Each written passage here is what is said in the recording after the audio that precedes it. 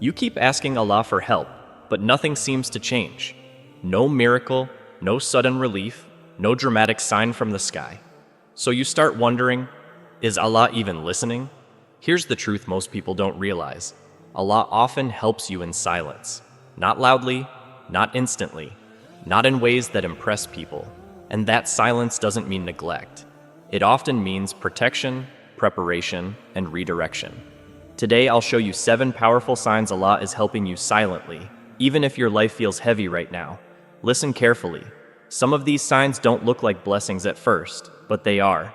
1. Your heart is being pulled back to Allah. One of the clearest signs Allah is helping you is not something people can see. It's not money, status, or a visible breakthrough. It happens quietly, inside you, where no one is watching. Your heart begins to turn back toward Allah, again and again, even when life feels heavy. You find yourself thinking about Allah more than before. Not in a dramatic way, not because someone forced you, but naturally, in moments of silence, in moments of pain, sometimes even in moments of sin. That pull is not random. Hearts do not move on their own. You start making dua even when you're exhausted. Not long, beautiful duas. Sometimes it's just a sentence. And even when you feel weak, distracted, or unsure, something in you still reaches out. That reaching itself is a sign of help. You also start feeling uncomfortable with sins you once ignored. No one sees you, no one would know. But your heart feels heavy. That guilt is not a curse, it is protection. A dead heart feels nothing. A guided heart feels pain when it moves away from Allah. This is tawfiq, divine alignment. Allah allowing your heart to face the right direction. Many people misunderstand help. They think help means ease, comfort, and success. But look around. Many people have money, friends, influence, and pleasure. Yet no remembrance of Allah, no fear of accountability, no desire to pray. That is not help. That is delay. That is Allah allowing them to enjoy the dunya while their heart drifts further away. Real help begins with the heart. If Allah wanted to leave you, He wouldn't bother pulling you back. He would let you become numb. He would let you forget Him completely. The fact that your heart still feels restless without Allah means He hasn't abandoned you. Think about it honestly. How many people suffer and become arrogant, bitter, or distant from Allah? Pain hardens their heart. But your pain softened yours. That difference matters. When life becomes difficult and instead of turning away, you turn inward and upward. That is guidance. When confusion increases, but your dua increases too. That is guidance. When weakness exposes your dependence on Allah instead of your pride, that is guidance. Allah says He guides whom He wills. Guidance is not earned by intelligence or perfection. It is a gift. And one of the earliest signs of that gift is a heart that refuses to detach, even when everything else feels unstable. A broken heart that still remembers Allah is safer than a comfortable heart that forgets Him. Comfort can deceive. Ease can distract. But pain that pulls you closer to Allah is doing more for your akhirah than years of comfort ever could. Sometimes Allah shakes your life so your heart wakes up. Sometimes He removes distractions so you finally hear your own soul. Sometimes He weakens you so you stop relying on yourself. And yes, it hurts. But healing often begins with discomfort. If you feel drawn to Allah more now than before, even if you feel imperfect, inconsistent, or unworthy, that pull itself is mercy. Allah does not pull hearts. He intends to destroy. He pulls hearts. He intends to save. Do not underestimate this sign just because it is invisible. A heart turning back to Allah is the foundation of every future blessing. Without it, even success becomes a test. With it, even hardship becomes guidance. So if your heart keeps returning, after every fall, every doubt, every mistake, understand this clearly. Allah is already helping you, silently, gently, from the inside out. Doors you wanted are closing. One of the hardest signs to accept that Allah is helping you is when things you desperately wanted are taken away from you. You made dua for it. You planned for it. You imagined your future around it. And then it didn't happen. The opportunity vanished. The relationship ended. The path you were sure about suddenly collapsed. Your first reaction is pain. Your second reaction is doubt. But this question is based on a false assumption, that wanting something means it's good for you. Allah's knowledge is not emotional. Yours is. What you desire is shaped by your limited vision, your feelings, your current pain, and your impatience. What Allah decrees is shaped by complete knowledge of your past, present, future, and akhirah. Allah closes doors for two main reasons: protection and redirection. Sometimes Allah sees harm behind what you call a blessing. Harm you wouldn't notice until it was too late. Harm to your faith, your character, your mental health, or your relationship with Him. So He blocks the door early, even if it hurts. Think about how many people begged Allah for something, got it, and slowly lost themselves because of it. They lost humility. They lost discipline. They lost prayer. They lost peace. Not every answered desire is mercy. A closed door can be Allah saving you from becoming someone you were never meant to be. Other times, Allah closes doors because you're aiming too low. You're settling for something that fits your comfort, not your potential. So Allah removes it, not to punish you, but to move you. But here's the problem. Redirection feels exactly like loss when you're standing in the middle of it. You don't see the alternative yet. You don't see the better path. You only see what's gone. That whisper is a lie. Allah doesn't need to explain Himself to you for His help to be real. Some doors must close loudly so you stop standing in front of them quietly hoping they'll reopen. Some attachments must break so you stop mistaking dependence for love. Some plans must fail so you stop trusting your strategy more than Allah. And yes, it hurts, because attachment hurts when it's cut. But attachment can become a form of blindness. When Allah removes something from your life, ask yourself an honest question. Was this thing pulling me closer to Allah, or slowly away from Him? If the answer scares you, then the closure makes sense. Understand this clearly. Allah doesn't answer dua only by giving. Sometimes He answers by blocking. Sometimes the no is the answer that saves you. A child cries when a sharp object is taken away. The child thinks it was denied joy. The parent knows it was protected from injury. The difference is knowledge. Allah's knowledge is infinitely higher than yours. So when doors close, don't rush to label it as abandonment. Look at what Allah might be preventing. Look at what He might be preserving. Look at how that loss may be guarding your faith, your dignity, or your future self. If Allah truly wanted to harm you, He would let everything open, even the things that ruin you. Closed doors are not silence. They are guidance without explanation. And often, much later, when you look back with clarity, you realize something uncomfortable but true. If that door had stayed open, you would not be who you are today. And not in a good way. So if something you wanted deeply has been removed, don't assume rejection. Assume protection until proven otherwise. Allah is not cruel with His servants. He is precise, and precision sometimes looks like loss, until time reveals it as mercy. For you are being forced to slow down. One of the most uncomfortable ways Allah helps you is by slowing your life down. Your plans don't move as fast anymore. Your energy feels limited. Your progress feels delayed. Things that once worked smoothly now require effort, or stop working completely.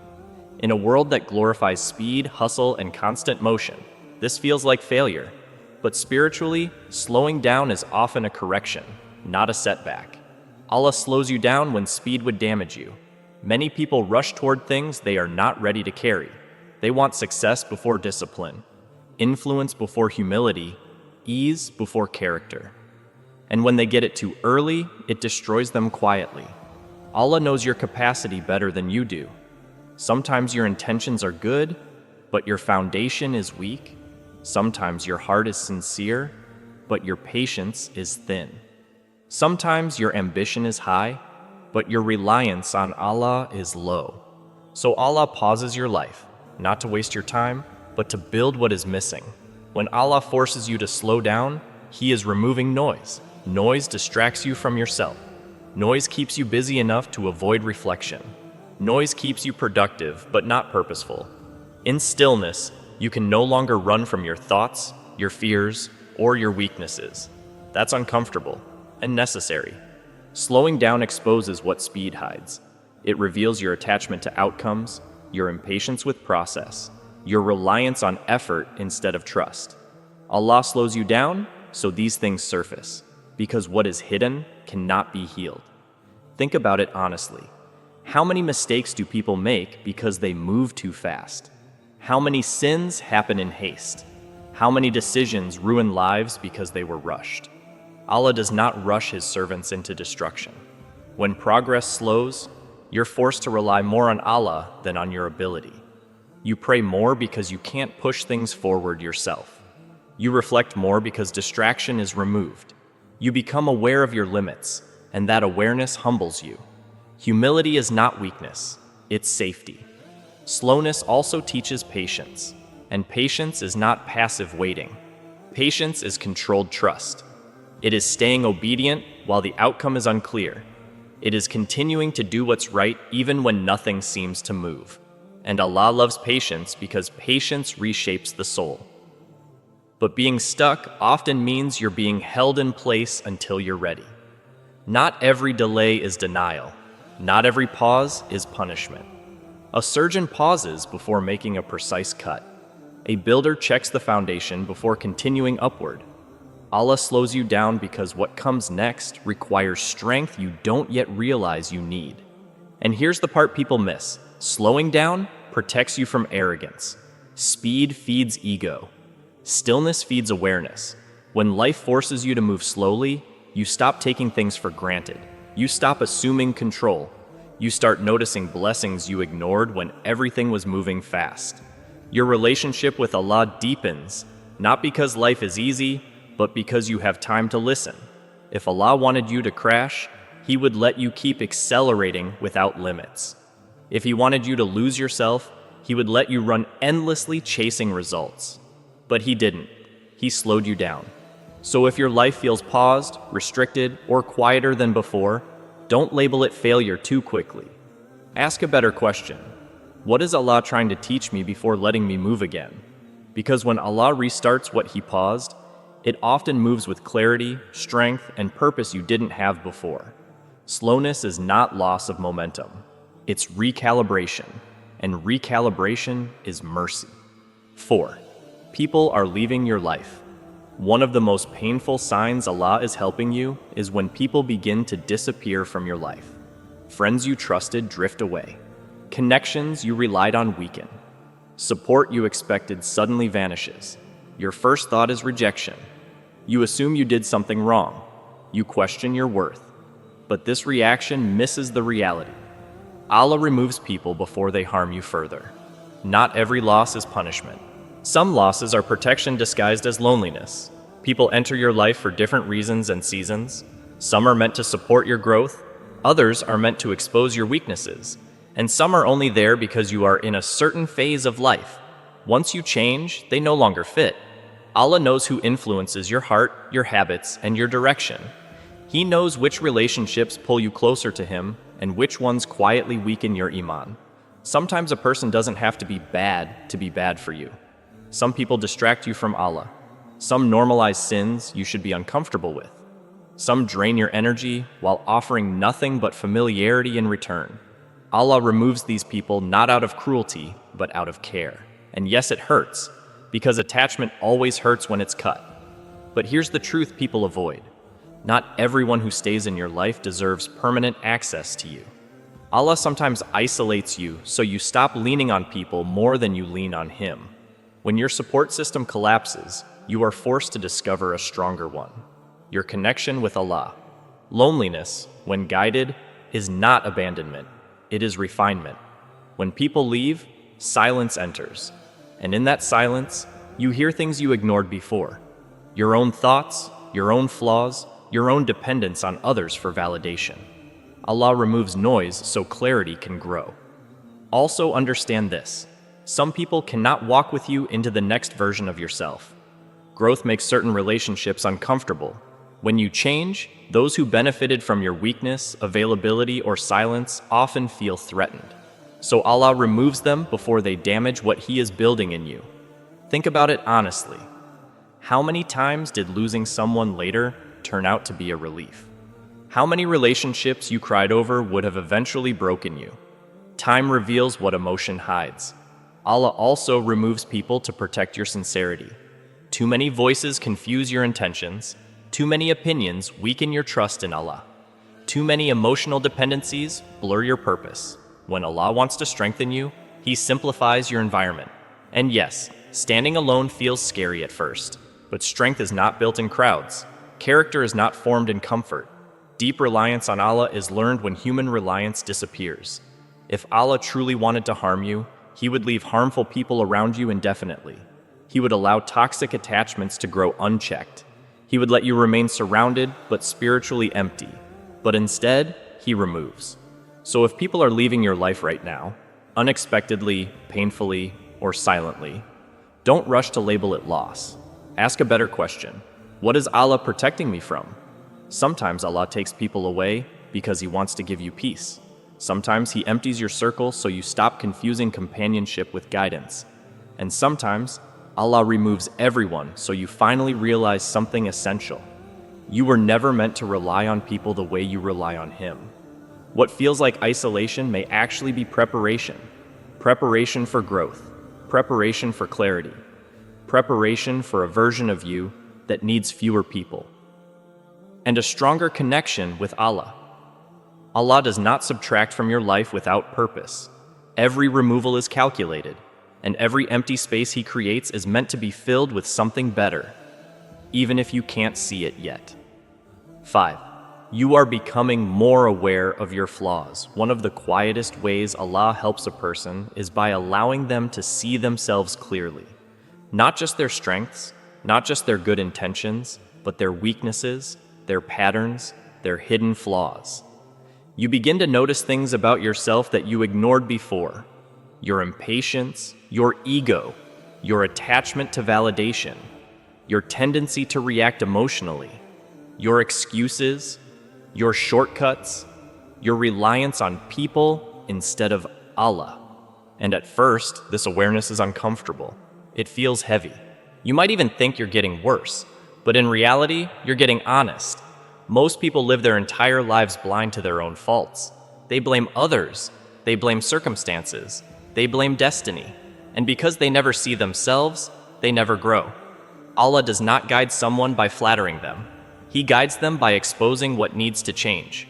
When Allah wants to elevate you, He first humbles you. Becoming aware of your flaws is not humiliation, it's an invitation to correct, refine, and mature. A person who thinks they are already good enough stops improving. A person who sees their shortcomings has room to grow. This is why self-awareness is painful. It removes comforting lies. You start realizing that some of your struggles are not just tests from outside, but they are also consequences of habits inside. The way you speak, the way you think, the way you respond when things don't go your way. And instead of destroying you, this realization starts rebuilding you from the inside. Here's the key truth. Allah does not expose flaws to shame you. He exposes them to save you. A flaw you cannot see will control you. A flaw you can see can be managed. When Allah allows you to recognize your own weaknesses, He's giving you a chance many people never get. The chance to change before the damage becomes permanent. You become more careful with your words, more aware of your intentions, more cautious with your reactions. That's not overthinking, that's maturity. And notice something important. This awareness often comes after hardship. Trials strip away illusions. Pain removes masks. Difficulty forces honesty.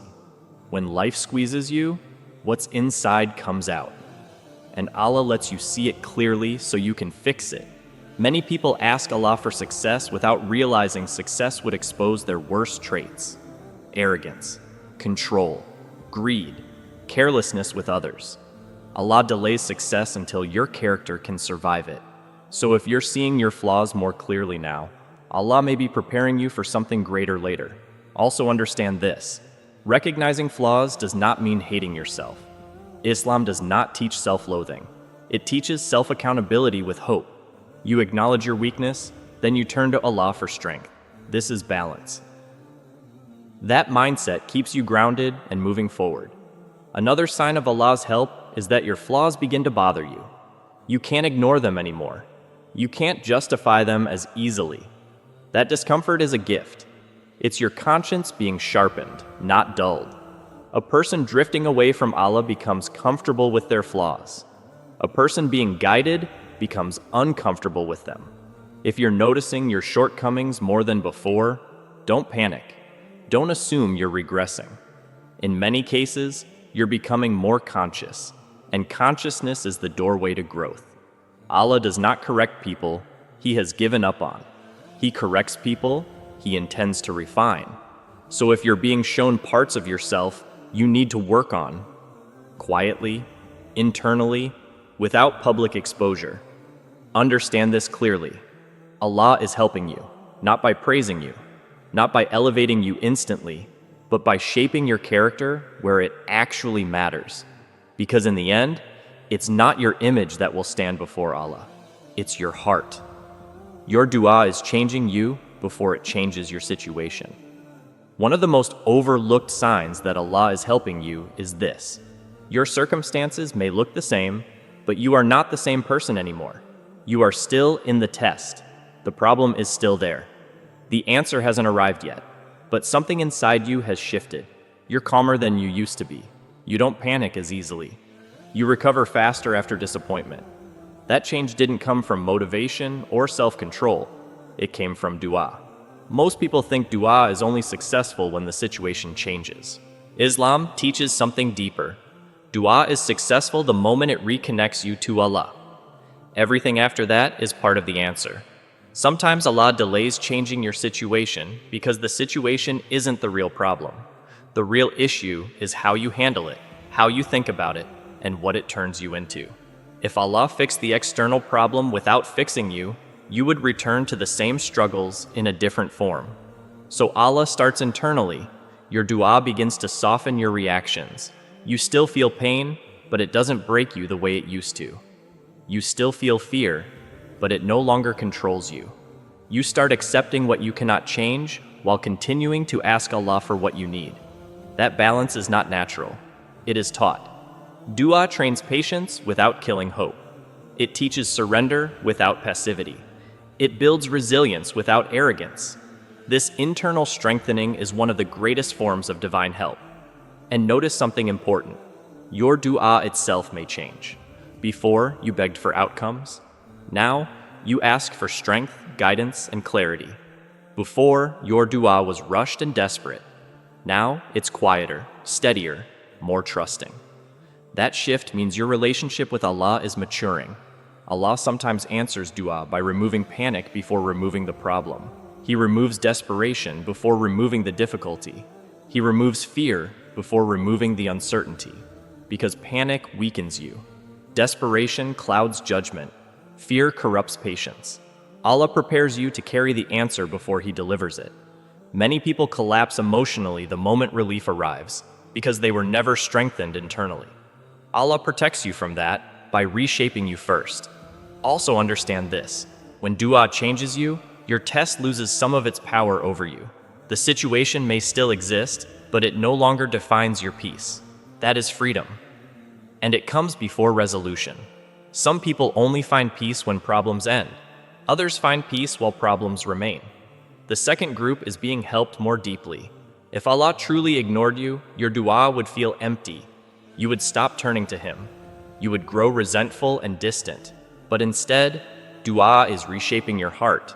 That means Allah is listening, even if the answer is still forming. And yes, waiting is difficult, but waiting with growth is not wasted time. Waiting while becoming stronger is preparation. When Allah finally changes your situation, and He will, in the way and timing He chooses, you will realize something surprising. The delay was not a delay at all. It was a process that made you calmer, wiser, more grounded, more reliant on Allah than on outcomes. So if your dua hasn't worked the way you expected, look closer. Ask yourself honestly, am I handling this better than before? Am I more patient, more trusting, less reactive? If the answer is yes, then Allah has already begun answering you, silently, carefully, in the way that protects you most. Because sometimes the greatest miracle is not that the storm stops, it's that you learn how to stand firmly within it. Chapter 7. You are still standing despite everything. One of the clearest, most undeniable signs that Allah is helping you is this simple fact. You are still standing. Look at what you've been through honestly.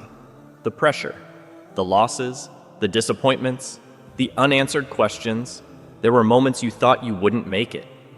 Moments where you felt mentally exhausted, emotionally drained, spiritually weak. Moments where giving up felt easier than continuing. Yet here you are, still breathing, still functioning, still turning to Allah, even if quietly, even if imperfectly. That is not accidental. That is divine support.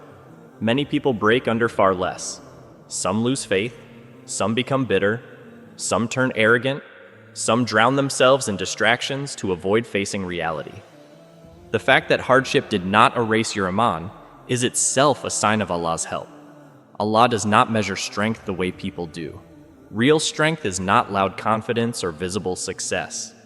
Real strength is remaining upright when life is heavy and clarity is absent. You may feel weak, but weakness does not cancel endurance. Sometimes Allah's help doesn't look like removing pain. It looks like giving you just enough strength to carry it without collapsing, just enough clarity to keep going, just enough hope to not quit. That just enough is mercy. If Allah had abandoned you, your heart would have hardened. You would have stopped caring. You would have stopped making dua. You would have stopped questioning yourself. You would have stopped returning to Allah. But you didn't. You still feel concern about your faith. You still worry about doing the right thing. You still feel discomfort when you drift too far. That means Allah has not let go of you. Even survival has levels. Some people survive physically, but die spiritually. Others survive with their iman intact. And that is the higher form of survival. Allah promises that He does not burden a soul beyond what it can bear. That doesn't mean the burden feels light. It means the soul has been supported enough to carry it. You may not see how you survived certain phases of your life. You may not understand how you made it through nights that felt unbearable, but you did. And that strength did not come from you alone. Allah carried you when you didn't realize you were being carried. Another thing people overlook, continuing to move forward without clear answers requires more faith than moving forward with certainty. You are walking without seeing the entire path, and yet you're still walking. That is trust. And trust is not built in ease. It is built in uncertainty. If Allah wanted to destroy you, He would have removed your resilience. He would have drained your patience completely. He would have allowed despair to settle permanently in your heart. But despair didn't win. Even when you feel tired, something inside you refuses to completely give up. That something is not random motivation. It is Allah sustaining you. So don't belittle your survival. Don't compare your journey to others who seem ahead or more comfortable. Many people look fine on the outside and are collapsing internally. You are still here, and you are still trying. That matters. And one day, when you look back with clearer eyes, you'll realize something important. The hardest seasons of your life did not break you. They shaped you. They stripped you. They grounded you. And Allah was present in every step.